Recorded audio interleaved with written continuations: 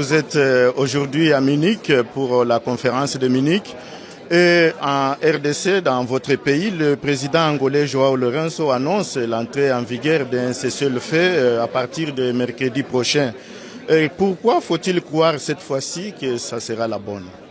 Parce qu'on ne peut pas se permettre le luxe de ne pas essayer d'obtenir la paix. Encore une fois, je veux réitérer que les populations qui sont sous occupation sont des populations congolaises. En tant que gouvernement congolais, nous avons la première responsabilité d'assurer la protection de nos populations. Nous ne pouvons pas nous permettre le luxe de ne pas tous essayer pour obtenir la paix. Maintenant, évidemment, ce ne sera pas la première tentative. Il y a eu d'autres tentatives qui ont porté des fruits un peu plus longtemps. Il y en a d'autres qui ont échoué beaucoup plus vite. Nous allons faire du côté du gouvernement de la République démocratique du Congo tout le nécessaire pour respecter nos engagements. Et nous espérons aussi que l'autre partie va faire la même chose. Mais nous savons aussi que tout cela sera suivi par les mécanismes mis en place et qu'il y aura une redevabilité pour le comportement ou le manquement des uns et des autres. Il y a plusieurs processus qui sont en cours, mais ce qui est très important est de souligner que ce sont des processus complémentaires.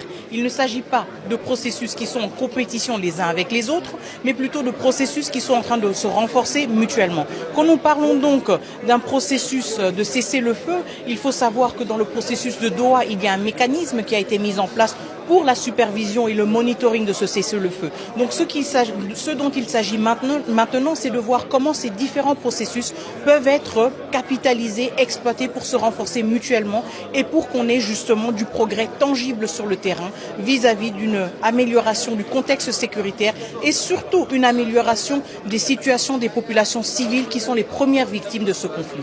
Madame la ministre, vous ne doutez pas que la RDC soit piégée parce que vous comptez sur ce processus alors qu'une partie du pays continue à être occupée par les rebelles du M23. Nous fournissons tous les efforts dans les processus dans lesquels nous nous sommes engagés, justement parce que nous sommes un État qui respecte sa parole. Mais nous savons aussi que dans tous ces processus, nous devons avoir une posture très claire avec les différents facilitateurs.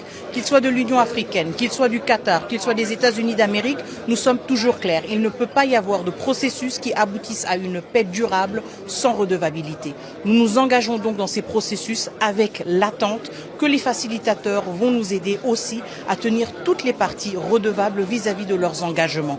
Et c'est là où, justement, la différence doit être faite. Il s'agit de 30 ans de guerre, il s'agit de mettre fin à cette guerre après tant d'années de souffrance, mais il s'agit de le faire avec plus de redevabilité et de responsabilité. Et c'est notre message toujours clair à tous nos différents partenaires dans ces processus qui se renforcent mutuellement.